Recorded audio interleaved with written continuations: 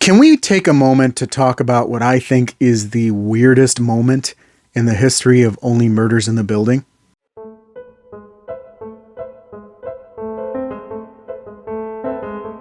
Hello, my friends. Welcome to a special bonus episode of Let's Talk Only Murders in the Building. Now, season 4, of course, is quite a ways away, and we're all waiting with great anticipation to see how things play out after that shocking season 3 finale. But I guess to kind of generate more buzz on the show, Disney did something a little strange. Well, it's not too strange. They've done it before with other shows like Andor and I think Ms. Marvel. They aired Only Murders in the Building on ABC. Now, with those other shows, I think they did like a preview. They only did a handful of episodes. But with Only Murders in the Building, they aired the entire first season throughout the month of January. Now, I know what you're thinking. Only Murders in the Building is a very mature show. How would you put that on ABC, which is a broadcast network that has to meet certain standards and practices? Well, you would have to cut out the many profanities that are laced throughout each episode and maybe tone down some of the graphic imagery.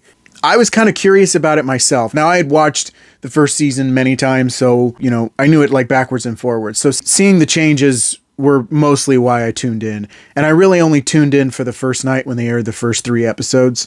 And I gotta say, it's a very strange experience because not only did they edit out a lot of the profanities, they did it in quite a strange and weird way. Normally, when you do something like that, you would either do swear dubs or you would just mute everything or you would bleep it out or however you want to take care of it. Mostly it's swear dubs to make the transition more seamless.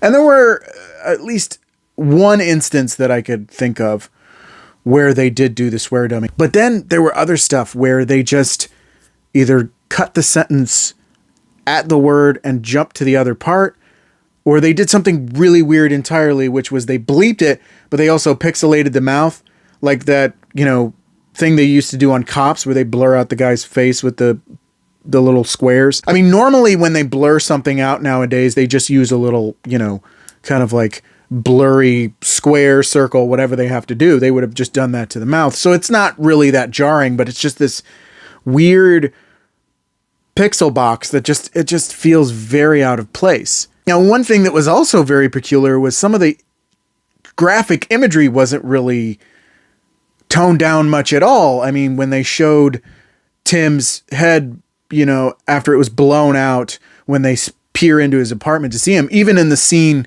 where Mabel is talking to Tim's ghost when she's alone in his apartment later on, they showed his head, in all of its gory, gross glory. They didn't blur anything out. They didn't kind of like cut away. They didn't shy away from that. I think it's very weird. Censorship in the United States is really weird compared to other countries. It's just they edit more things of sex here in the United States and less of violence, where it's actually kind of flipped in other countries, which is very, very strange. Again, I really didn't need to watch the entire first season. I've seen it so many times. I was just really curious, and it just was really bizarre. It was just really weird.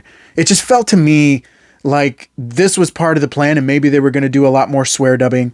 Maybe they were just going to do a lot of the muting and kind of like do it clean, but the release date was probably very last minute and they just edited it as quickly as possible. So that's why it's just from, moment to moment, they make a completely odd and different editing choice.